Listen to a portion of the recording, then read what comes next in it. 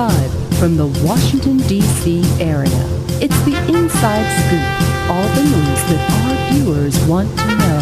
Now, here's the host.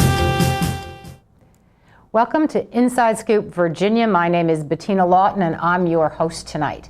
And we have a very different kind of programming. You know, we do a lot of politics and women's rights and elderly, and it occurred to me that there was a big gaping hole in what our coverage has been over the last couple of years.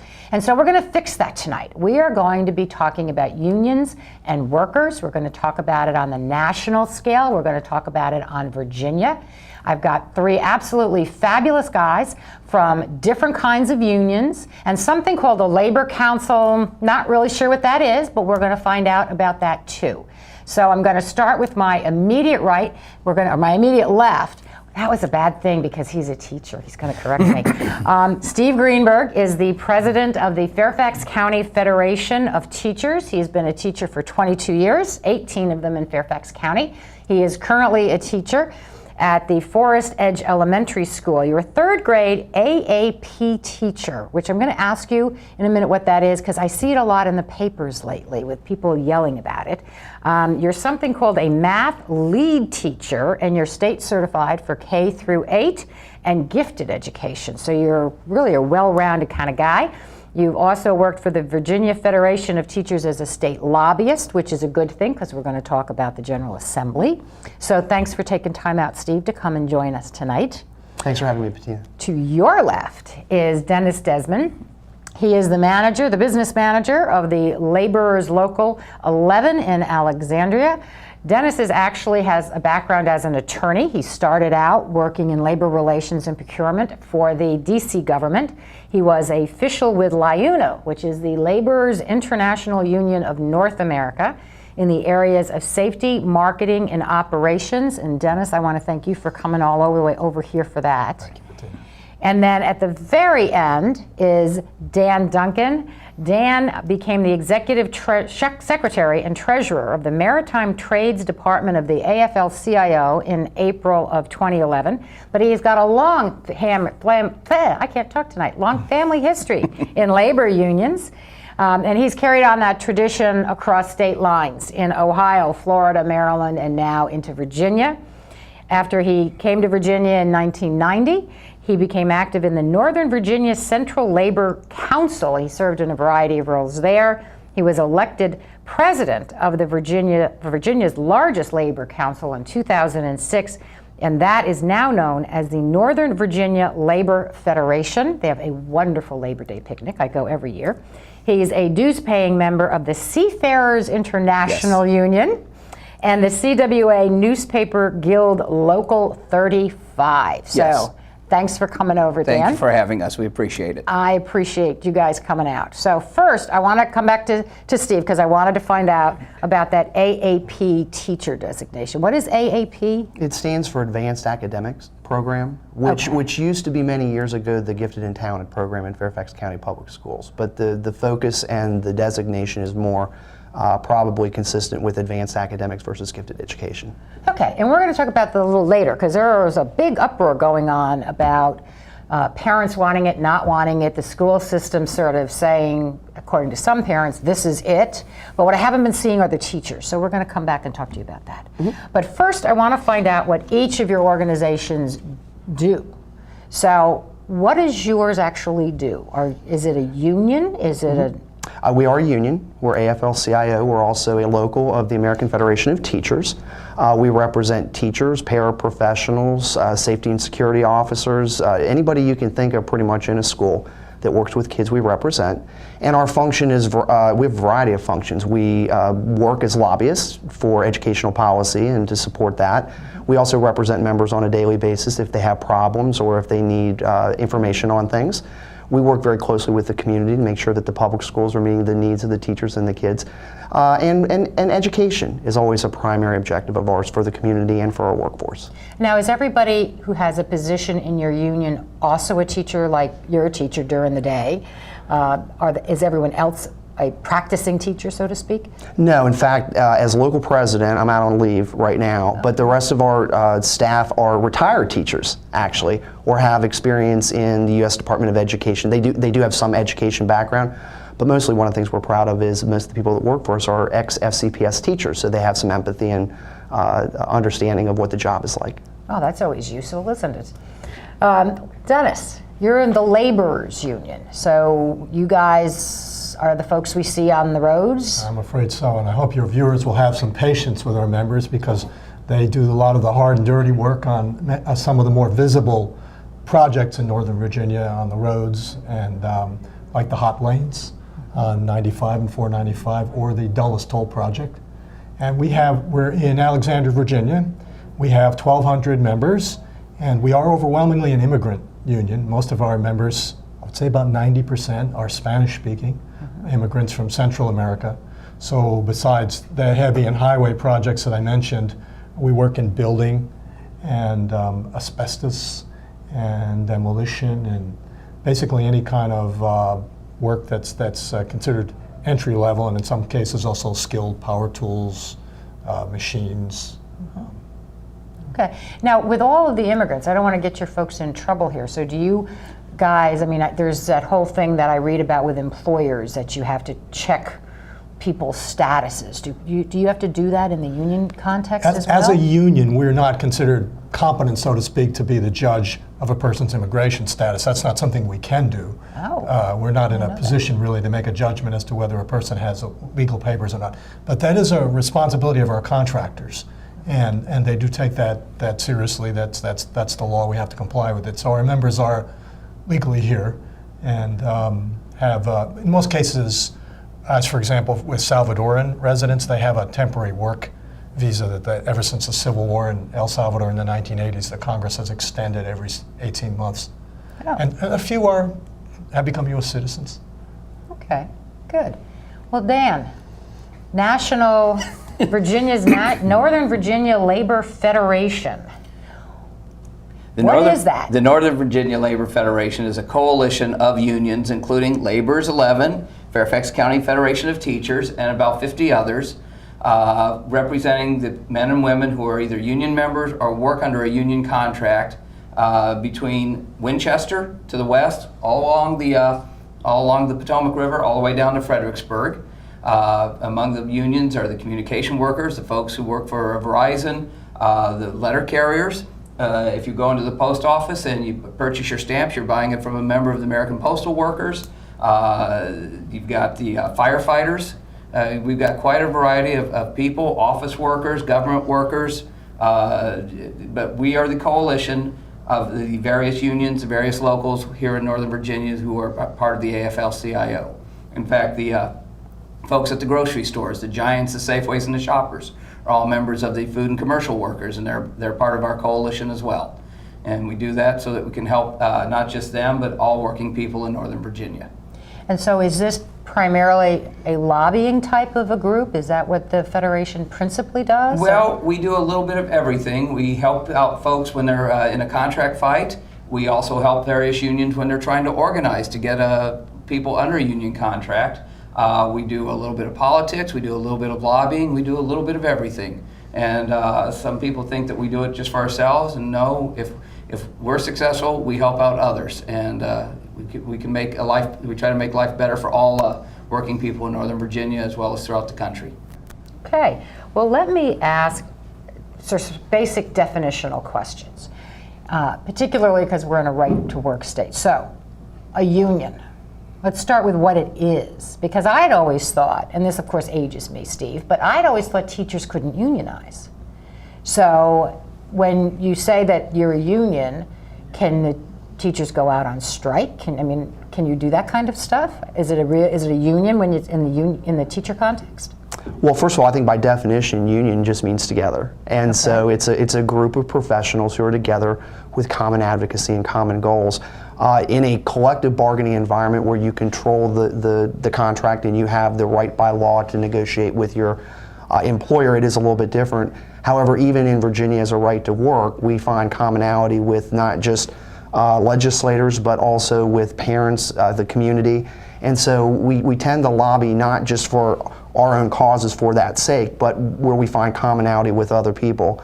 So it's very productive to have that common voice often Politicians, administrators will want to know, what do the teachers think, and it's hard to collectively for them to get 4,200, 10,000 voices together, and that's part of our job too, is to collect that information for them so we can speak on behalf of what the teachers would really like to see in the classroom. Okay. Now I know the CWA, you mentioned CWA, Yes. Dan is in your group. I remember a number of years ago, the CWA people struck. They struck Verizon. Well, I think. that was a year ago. That was a Okay. year ago during the summer. And yes, they struck Verizon because they couldn't get their contract. Verizon at that time was asking them to give back vacations, give back pensions, give back other health care, things that workers in previous contracts had given up pay raises to pay for. And now Verizon, without compensating the members for giving things up, was asking them to give back. And just recently, within the last several months, a contract was reached, and the Verizon workers are once again covered by a contract. The folks at the communication workers for about, and it was retroactive to the time in August of 2011 when they did go on strike for 2 weeks, but then reached an agreement to come back. Okay.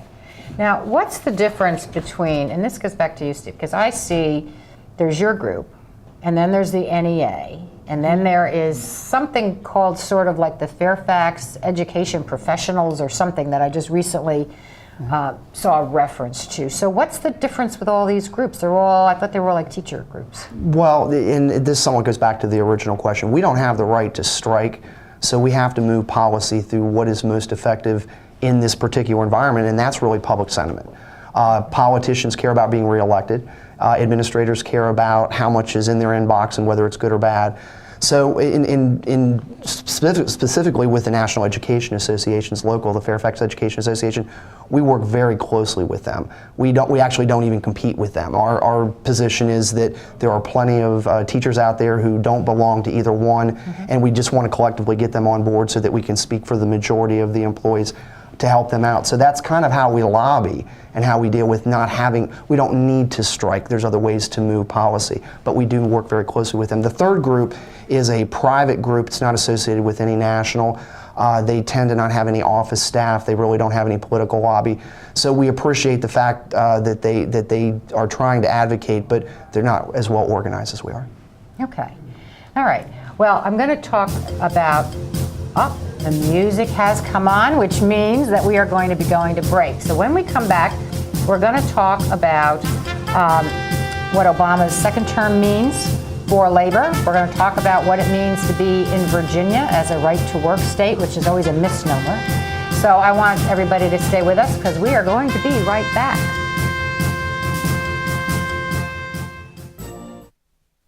I need a job. Necesito trabajo. I would like to speak English better. Me gustaría hablar inglés mejor. I want to be a U.S. citizen. Quisiera ser ciudadano de los Estados Unidos. For over 35 years, Por más de 35 años, the Hispanic Committee of Virginia has been serving our community. el Comité Hispano de Virginia ha estado sirviendo a nuestra comunidad. Job training and placement, Capacitación, ayuda para conseguir trabajo, education for children and adults, educación para niños y adultos, immigration, naturalization, and medical referrals. ayuda para los procesos de inmigración y naturalización y orientación sobre médicos Are a small part of what we do. son solo una pequeña parte de lo que hacemos. For help, information, or to volunteer, Para ayuda, información o para ofrecerse como voluntario, contact the Hispanic Committee of Virginia, comuníquese con el Comité Hispano de Virginia, helping everyone participate more fully in American society. ayudando a todos a participar plenamente en la sociedad norteamericana.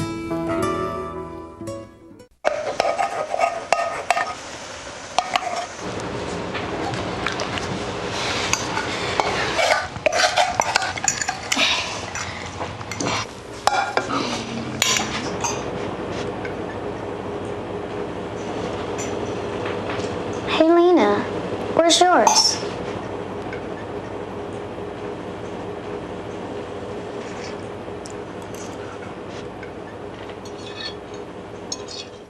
Would you notice if you were missing half your kidney function? According to the National Kidney Foundation, 20 million people have chronic kidney disease, and 20 million more may be at risk and not even know it. Anyone with high blood pressure, diabetes, or family history of chronic kidney disease is at risk. Early diagnosis is vitally important. To get the whole story, talk to your doctor and visit the National Kidney Foundation at kidney.org or call for a free brochure. Because when it comes to chronic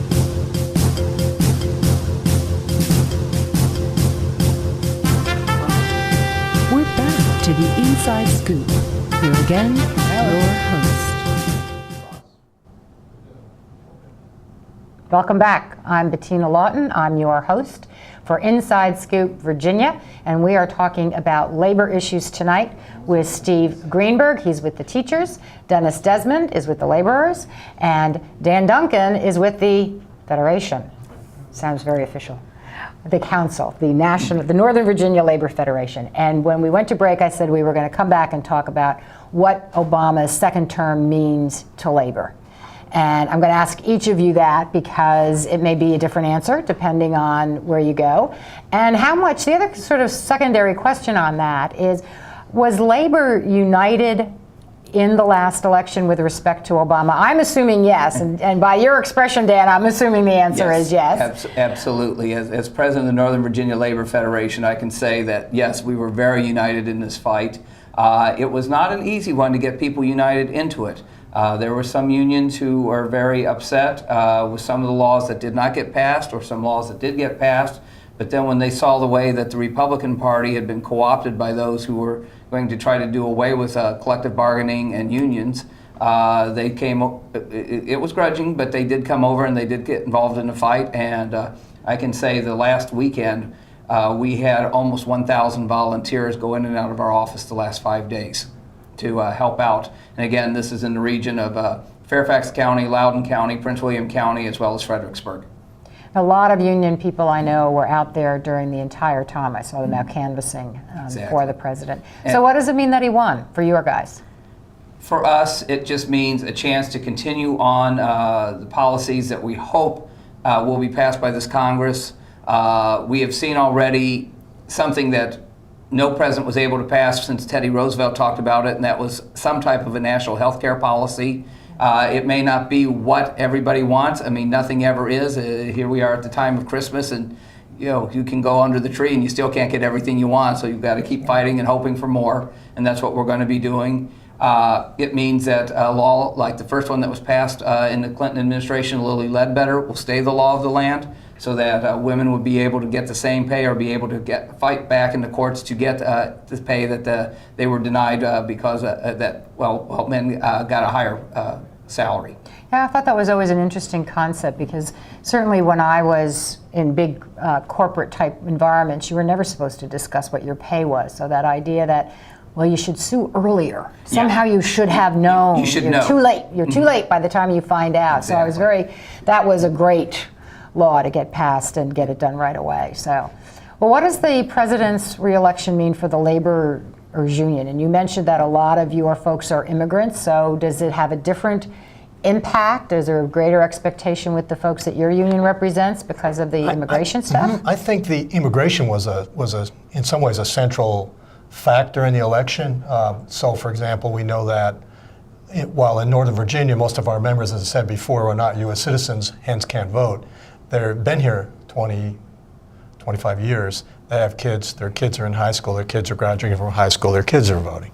And I'm sure that if you look at the percentage of the Latino vote nationwide as well as here, we probably had 75, 80% support for the president.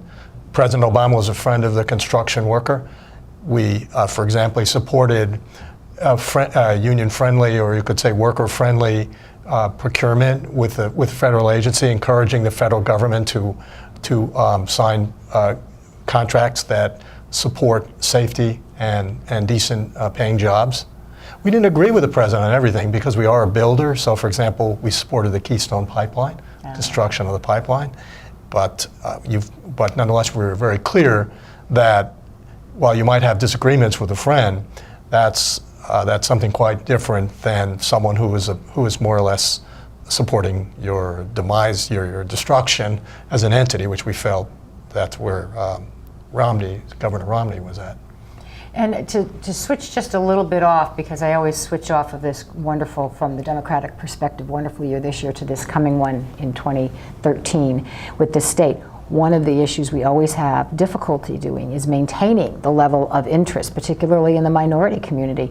Do you think your people, how do we keep people interested going into 2013? Because that's a huge year for Virginia. Interested in politics, or yes, interested in politics, being out there for I think, us. again, for us as a primarily immigrant union with Latino membership, I think actually there was a real sense of pride that in kind of being a factor in the American political scene, in the American electorate, and being a factor at the local level. So even though our members, as such, a lot of them aren't eligible to vote, still they were active in getting family members and neighbors to support the president. And there was a sense of satisfaction around the fact that not only are they contributing to build the buildings and the roads that we all use, but they also see a viable future as American citizens and making a contribution in that way as well. Well, hopefully we'll be able to maintain that level of interest and pride going forward in 2013 so we can end up with a reasonable state government as opposed to the opposite. But how did the teachers feel about the whole thing? And what's the big national issues for teachers in Obama's second terms, do you think? Well, I think first of all, I want people to be aware that my membership is very diversified in their politics. And I don't think any of us would disagree that the efforts from the president and his administration to fund public education through the jobs bills and things like that, that's something that I think we could all agree, or that's the way where we should be. But because the issues that are related to the election are beyond just labor or just your job, as I said, we have a very diverse, so we encourage people who wanted to support the president to come out, and we help them to organize. The issues themselves, part of what we will be dealing with in the next term, as we did with first term, is not just the president, but the Department of Education and Arne Duncan, and I will be perfectly honest with you, some of our division came from that. There's been a lot of policies that have been very protesting of students, which teachers really aren't very receptive to. There have been some adjustments in teacher evaluation systems. So there's some things coming out of the Department of Education, which is not necessarily, I guess, directly the president's responsibility, but then again it is, because that's that's his department too. So that's where we are, and I think those are the issues that we're dealing with currently and we'll be dealing with in the near future. Okay, well, fair enough. Well, let's talk about this right to work concept, because isn't it really right to work without joining a union? Isn't that the... Right to work for less is the affectionate phrase we will use. And it goes back to the Taft-Hartley laws of 1947.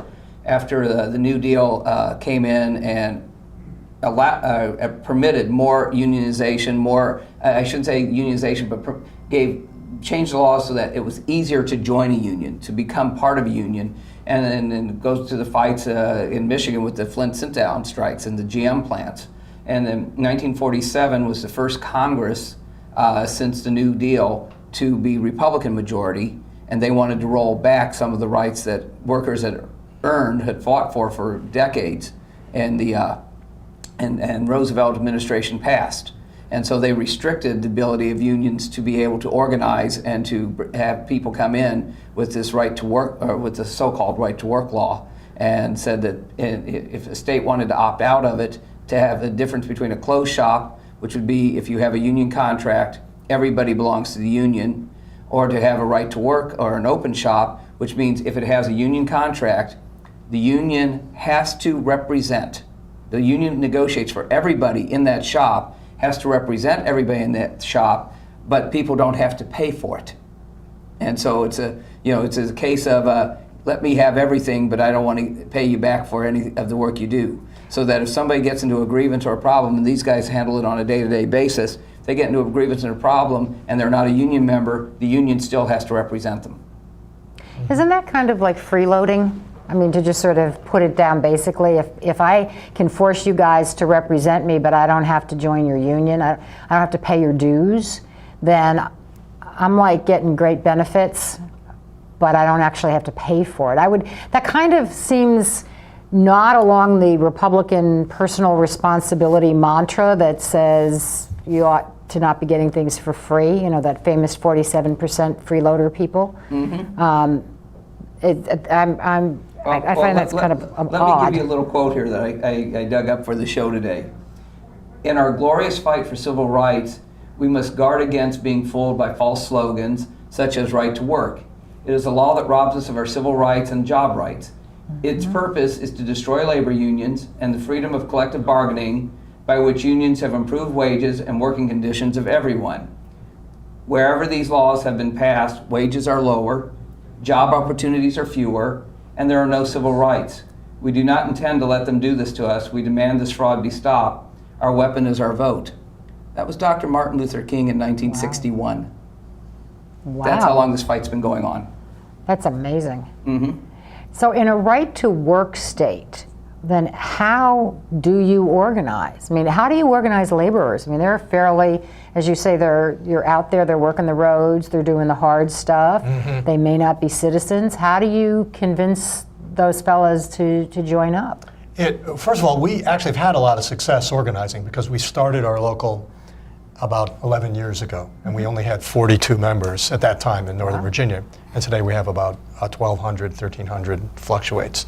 So we've grown tremendously. We're probably one of the fastest growing locals in a right to work state. Mm-hmm. But I think it's simple, and I speak as someone who's worked also for a private construction company doing business development. So there's a pressure in a company to cut back. It's competitive. You always have to have a cheaper something or another. Right. And there's a pressure really even to cut back on the workforce. And the union, simply put, is there to help make sure that the worker gets a fair share of the pie. And that's really the number one pitch that you make to workers. Of course, we try and put a lot of things on there like family health insurance that we're able to get as a result of the numbers of people that we have, or pensions, things that a lot of people could only dream of that back in the country where they came from. We provide scholarships to the children of our members, kids who get out of high school and go to college. So it's a combination, and of course, as Dan was saying, we provide representation too. If you've got a complaint, you've got a grievance. And I have to say, we try not to view our employers as adversaries. They are partners to us, and we try and take not us versus them, but more of a let's partner together. We'll provide you with a good workforce. We do the training. That's another big benefit, is that the building trade model comes out of the medieval times when you had crafts of skilled workers. They train themselves, and then you provide the workers to the company. So the company doesn't do the training, we do the training for the worker. And so if you, for example, you might be someone who operates a bobcat, and you might want to learn about how to abate asbestos, you can come to school and learn both. Well, that is a benefit, I would think, for the employers to take that training piece off, because that's a huge hassle. Having been an employer of many a number of years ago, that was always a big project to try and get done. Stay with us, because we're going to come back and talk about laborers and workers in Virginia.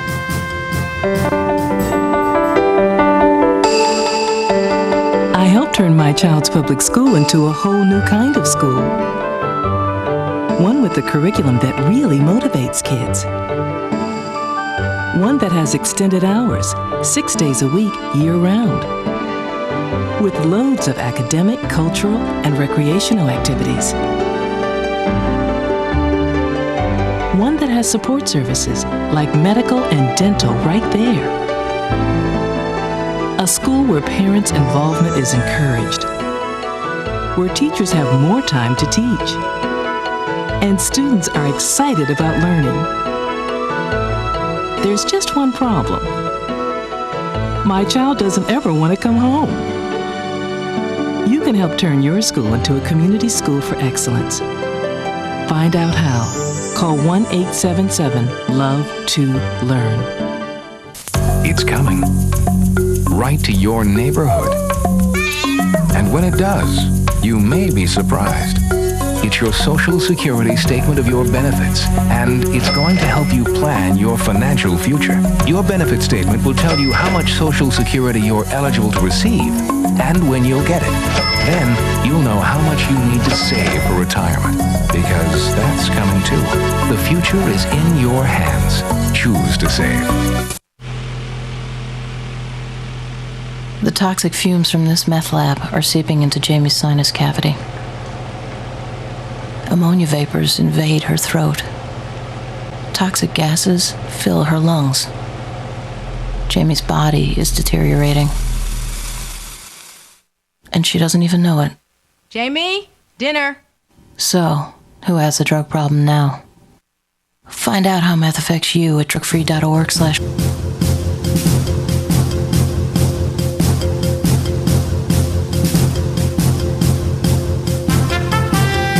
We're back to the Inside Scoop. Here again, your host. Welcome back. I'm Bettina Lawton, the host of Inside Scoop Virginia, and we have three gentlemen with us tonight, all talking about labor issues. We have Steve Greenberg. He's with the teachers here in Fairfax County. We have Dennis Desmond. He is with the Laborers Union out from Alexandria. And we have Dan Duncan, who is with the Northern Virginia Labor Federation. And we're going to talk about Michigan for just a little bit, because that's really been in the news a lot lately. We were just talking before the break about Virginia being a right-to-work state. And as I understand it, and Dan, I guess you're the guy who can give us the best answers on this, but as I understand it, Michigan wasn't a right-to-work state, and now it's going to be a right-to-work state. Right. So what happened? That seems to be, from you guys' perspective, you're going in the wrong direction in Michigan. And Michigan has such strong union identity with the UAW and all of these other people out there. What happened? Well, for those who don't know, UAW is the auto workers. Of course, that goes back to the 1930s and been very powerful for us, but as outsourcing and contracting out have taken place, the UAW has gone from about 1.5 million members to about 800,000 members. A lot of other unions have faced the same problems. In Michigan, there was an attempt with the 2010 elections to change over with a Republican legislature, a Republican governor, but the Republican Governor Snyder had said that that's not on the agenda. My agenda is to work to make Michigan a better place in which to live and for people to come back. As we saw in 2009 with the assistance, the federal assistance to the Chrysler and to General Motors, the big three have come back. They're more profitable. They're paying back their loans if they haven't paid them back already, and they've started putting on third shifts. So once again, we started seeing the union movement getting starting to build up. The union movement, after witnessing the events in Wisconsin, decided to try to get a constitutional amendment because they heard the rumblings, and they were afraid that there was going to be an effort to make Michigan a right-to-work for less state.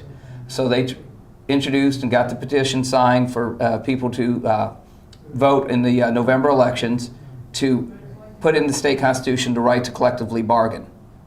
I have a personal contact with some folks in Michigan, good friends who said it shouldn't be in the Constitution. They voted for Obama, but they voted down the effort to put that in the Constitution.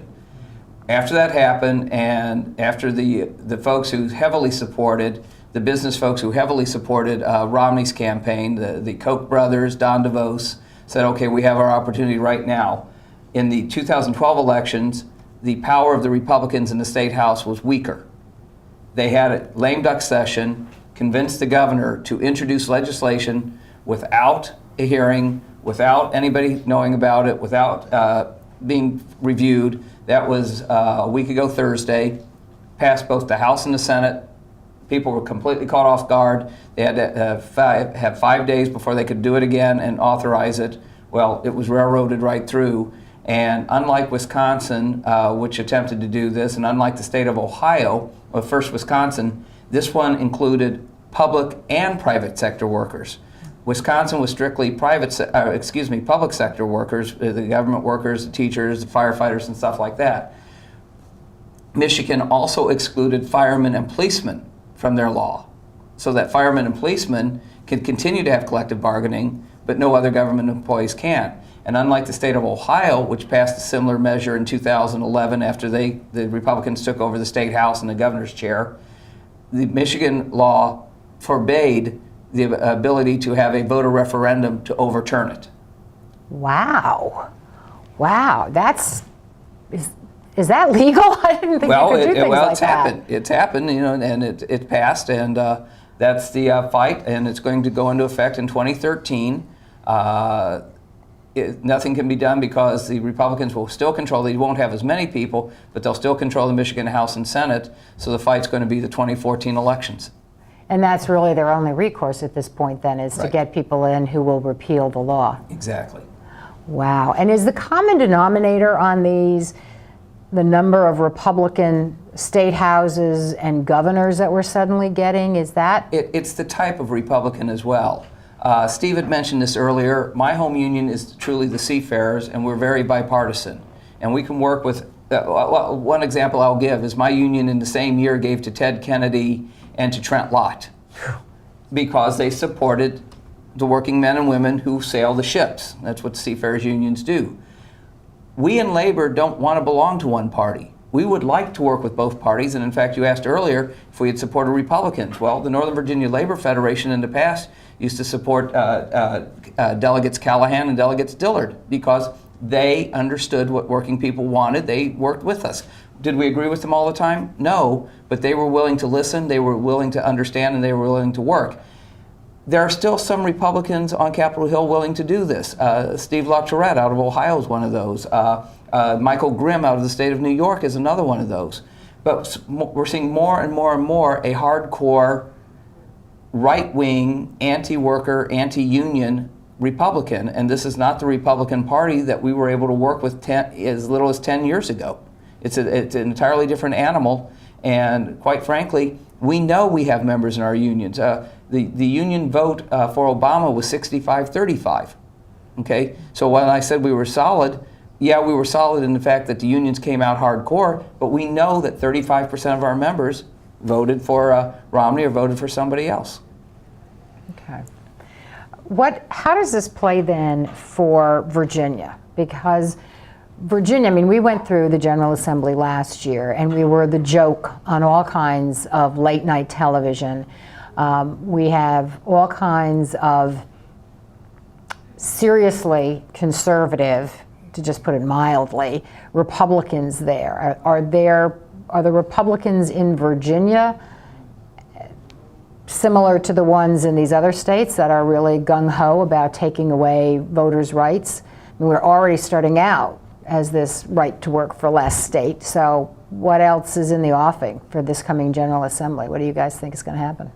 Well, I'll jump in. First of all, I think there's a lot of problems with some of the younger Republicans. Now, we don't generally designate for school board R's or D's. That's kind of not allowed, but we all know where they're coming from. And in the last school board election here in Fairfax County, our local and our membership made the endorsement. It wasn't me, it was our members voting. We had 6 Republicans, 5 Democrats, and an independent. And of the 2 Republicans that are sitting on our school board, even though we're not allowed to call them Republicans, they're the most worker-friendly people up there. So I think if they move up in politics, that's a good sign for the future. I would say that also, Bettina, I think a lot of what we need to do right now is be issue-centered. There were some parental notification bills that came through last year, and both Delegate Hugo and Delegate Corey worked together with us on that. So there's kind of an example of the bipartisan, and you might not be able to agree on everything, but find some things that you do support.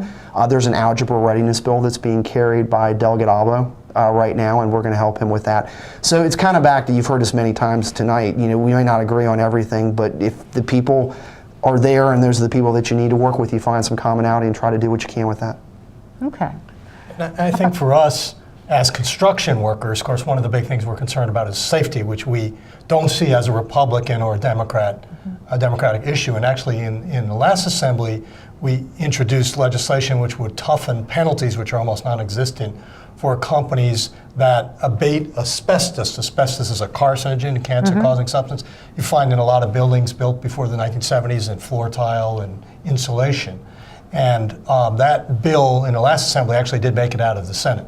But it died in the House probably because the governor associated it with liberal Democrats or labor unions and didn't support it. But we did have some support from both sides of the aisle, and we hope to build on that this time around. So are your workers, the people in your unions, are they likely to be really active in this coming year? In terms of, because the entire House of Delegates is up, as well as the governor, lieutenant governor, and attorney general. Do they get active in the state elections? They can.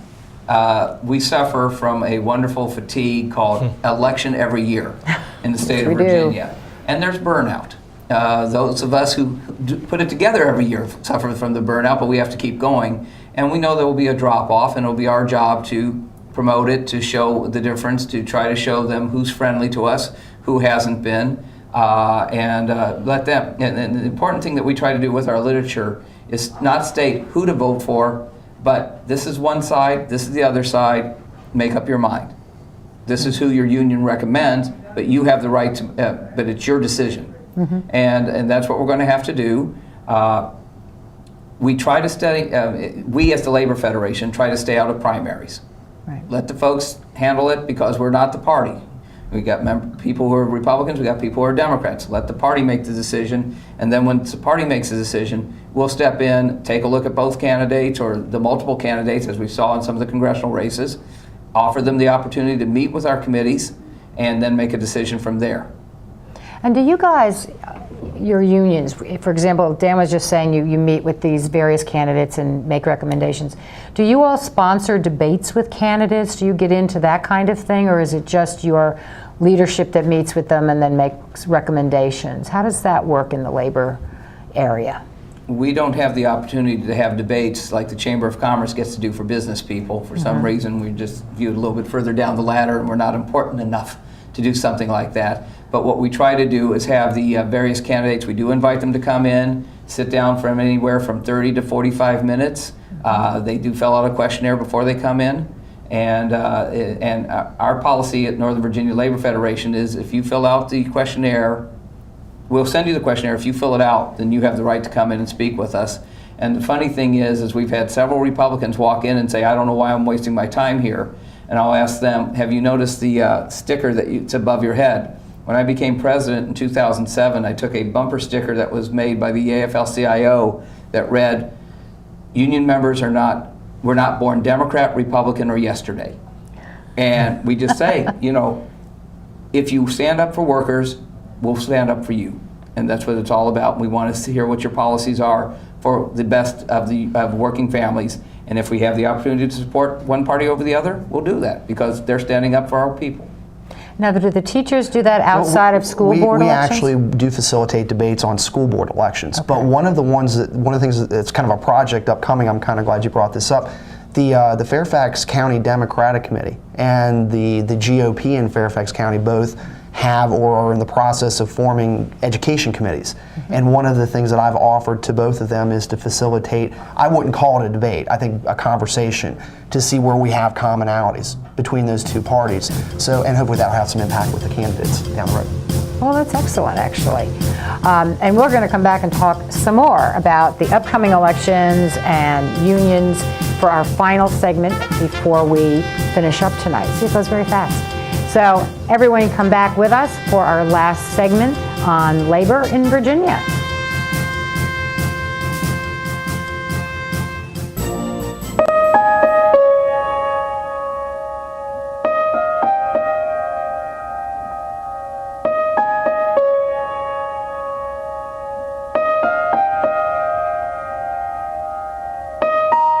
Some dreams are universal. Dreams that inspire us. Multiple sclerosis is a devastating disease that changes lives forever. The National MS Society does more for people with MS than any organization in the world. But we can't do it alone. To get involved, visit us online at nationalmssociety.org or call 1-800-FIGHT-MS. This is why we're here.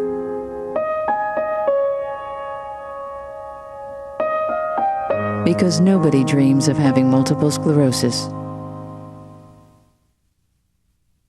What's wrong with this picture? Half of young Americans can't locate economic powers like Japan and India. 20% can't even find the Pacific Ocean. Without geography, our children aren't ready for the world. Geography is everywhere. It's incredible creatures, rhythm, fashion, flavor. It's economics and politics. It's change. Understanding connections between people and places is critical in the 21st century. That's why we created mywonderfulworld.org. Go there now for your free parent and teacher action kits and give our kids the power of global knowledge. Because kids who understand our world today can succeed in tomorrow. We're back to the Inside Scoop. Here again, your host. Welcome back. I'm Bettina Lawton. I'm the host of Inside Scoop Virginia, and we are here for our last segment of our labor issues, our first labor issue show. We've got the Northern Virginia Labor Federation with Dan Duncan, we've got the laborers with Dennis Desmond, and we've got the teachers with Steve Greenberg. And I want to come back to you, Dennis, because you mentioned a couple of things while we've been talking about asbestos, which I had thought was all old. I mean, you mentioned it's in old buildings, and we have a lot of those in Virginia, of course, but is that still a big issue with the labor union people? It is. It's not an issue that's in the public mind, although it probably should be because it's really a public hazard. And I think what happens is asbestos, so long as it's kept encapsulated in tile or insulation, it's not a problem. It's when you renovate a building that it is released in the air, and that's when it is a problem. So whenever you renovate a building that was built prior to the 1970s, you have an asbestos issue. And is that something that, does the state regulates that, I'm assuming? The state regulates it and provides that workers have to be properly trained and properly equipped. And we actually are recognized by the state of Virginia to provide that training. We're a recognized provider of asbestos worker abatement training. So that's great, that's nice that we have that. But what about companies that ignore the law? Companies that say, well, it's fine that there's a law, but just going to hire some guys on the side, just knock this out. It's too time consuming, it's too expensive to have to outfit people in respirators and protective masks and all that. Let's just get it out of the way. Plastic up or something. Yeah, you have to prepare the work site, seal the work site so that the asbestos in the air doesn't get out into beyond the containment area. That's where you have a law that provides for very little enforcement for companies that break the law. And what we're saying is, that's a public hazard. That's also a worker protection issue, and the state ought to step up and increase the penalties for violators. Well, what kind of penalties do you want, and who's supposed to do this in enforcement? Is that a local sort of? I think the Department of Protection of the Environment in Virginia is a regulatory agency. I think they might have, they're lucky if they have 3 inspectors. I was going to say, if they have that many for the entire state. So it's largely unregulated. And that's where the problem is, and so we know there's violations out there. They can tell that from the random inspections they do once in a while. So we believe the problem's a lot broader than people realize. Well, do you have legislative proposals on this? What kind of penalties do you guys want to see? Yeah. So we would stiffen the penalties, and we would also stiffen the notice requirements. We'd like some more advanced notice to the public when, for example, there is a project or a building that is going to be renovated. We'd like for the public to be notified about that. You could post it, for example, on the website in such a number of days. There's going to be a job here, and that just lets everybody know that they should expect to see a properly contained unit and workers wearing proper safety equipment as well. Now, is that something, and I don't know anything about this area, is that, but people when they are doing these big projects, don't they have to go and get permits and all of that stuff? Shouldn't that all be part of that process to say if you've got an old building, part of that is to show you're going to hire the right people? And it is. It's part of the law that in addition to the workers needing protection, the contractor must also be recognized to provide that kind of service.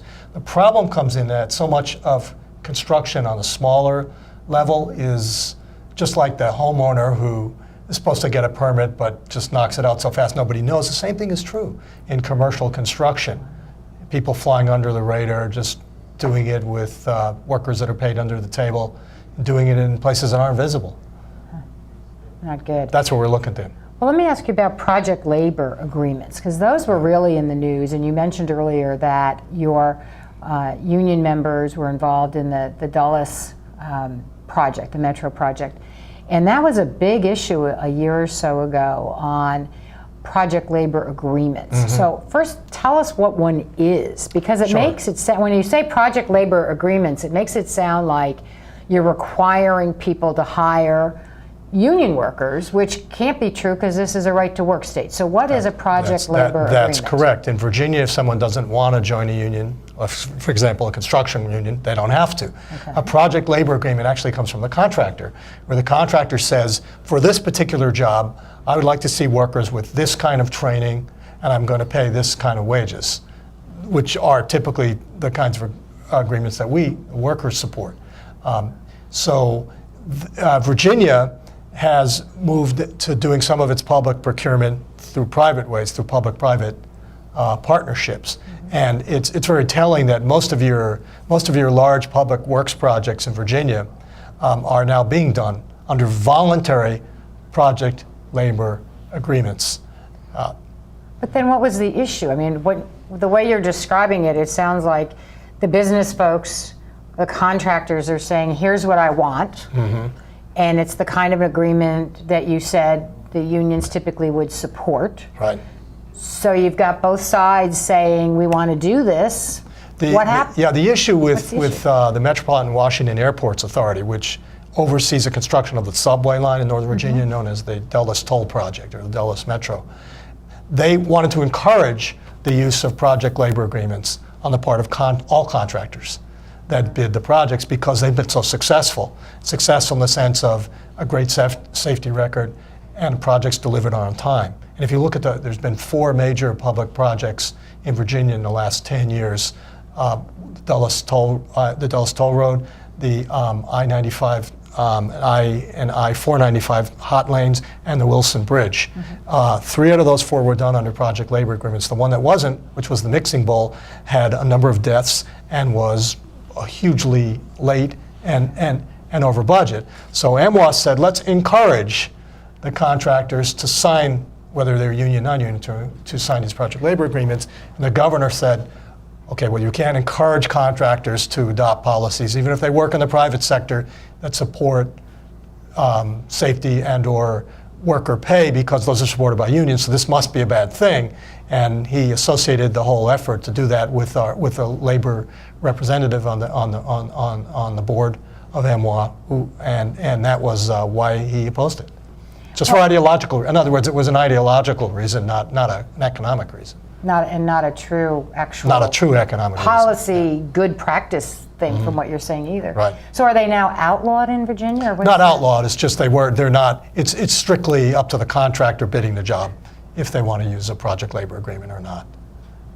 The procurement entity, MWA, just takes no position on it one way or the other. So we think that's a shame. But yeah, that doesn't. If you're talking about getting things done on time and the safety issue, particularly with these big projects, I see these folks out there, and your guys, I got to tell you must have nerves of steel to be working on these projects with these cars zipping by well over the speed limit. Yeah. And it's just you're just standing out there. It's a huge challenge. It's amazing to me. I would not have the nerves to do it. Absolutely not. Now teaching, I'm not sure I would have the nerves to do that either, given all these situations we've had with supposedly guns being found in Fairfax County School lockers last week. That was kind of odd. But I want to talk, because apparently nobody's supposed to talk about that. I shouldn't have said anything. But I did see in the paper what we can't talk about, which is Governor McDonnell has come up with this proposal. He wants to do some budget amendments. He said, well, I want to give teachers a 2% raise. But then apparently he wants to be able to fire them faster. And I'm not sure what the details of that is, and you may be able to tell us. And then he also said something about merit pay, which I recall from years ago, merit pay is not a favorite phrase among teachers. So what's all that about? I mean, what's with teacher hiring, firing? Do teachers have tenure in Virginia? I don't even know that. No, and I think part of this is to shape what the language is and make it accurate. You may know Virginia is 37th in the country when it comes to average teacher salary, even though we're the 7th wealthiest state. So we're quite a bit behind. And other workers in the state are going to be getting a 2%. And if the governor does indeed feel that his teachers have been working hard and deserve, as I certainly do, I believe they deserve that 2% as well, then that should come without any variables or criteria or something beyond. What I'm afraid, and I'll give you a little background. Teachers in this state are on what's known as a probationary period for the first 3 years of teaching. Their first 3 years of teaching, they go through the most intensive formal observation process known, and in that time they have to prove that they're good teachers. If not, they're removed immediately. Part of the governor's plan is to make that from 3 years to 5 years, which is going to make it less attractive to get the better teachers to come. In addition to that, he wants to remove some of the due process rights. Once you get past those first 3 years, then you're on what's known as a 3-year cycle where you're always being evaluated. Your administrator is always watching you. You always have to document things, do training, et cetera, et cetera. But you don't have to go through all the paperwork. You don't have to do the big reports. You don't have to do the post-observation conferences with your principal. So it takes a lot of time for administrators and teachers when they're, after the first 3 years, every third year, they got to go through a lot of paperwork, even though they're always being evaluated. So what he wants to do is he wants to remove the due process rights of teachers after that third year, where now, Bettina, if I have already proven over 3 years that I'm a competent teacher, then in the next few years, if I'm doing fine, I get to that third year, I go to the year where I'm doing all the paperwork. If I were to have slipped just a little bit in one area, then I go on a probationary year for a year, and then you try to support the employee, get them back. I mean, could be something going on at home with family, could be a personality conflict with your administrator. But the point is, you've already proven you're a good teacher. Right. So if you're slipping a little bit, you have 1 year to kind of get it back in order, and if not, then you're gone. And what he wants to do is remove that year so that, in essence, they could get rid of a teacher after 1 year under any circumstances. And just real quick, I'll tell you what I really think is going on here, and it's about money. Because even though people like us understand that your most experienced tenured teachers are the most valuable for a lot of reasons, they've been trained, they provide support to the younger teachers, they're also the most expensive. And I believe that this is just one way of eliminating payroll very quickly by not having those due process rights so that they can just get rid of those expensive teachers very quickly. I can't prove that, but I can't think of any other reason why you'd want to do that to your teachers right now. Wow, that's pretty striking, because the whole concept of due process, and everybody has remediation. When you have an employee who has proven themselves in some context, you don't just fire them if they start to have a problem in some area. Every place I have ever been has a period of remediation where you say, here's your plan, and here's the amount of time you have to do it, and let's get it done. So I find that really odd. Well, I've not heard our music, but I should be hearing our music. There it comes. So, see, I knew this. I had this sixth sense that we were running out of time. So I want to thank all of you for coming. I appreciate it. I will have you back. We'll sort of keep an eye on these issues in the General Assembly as we go forward. So I want to do that. I also want to thank my crew. We're at the end of the year. We're going into the holidays. This is public access. We don't pay them, but I certainly do appreciate them, and I wanted to make sure everybody knew that as well. So we'll see you in the new year.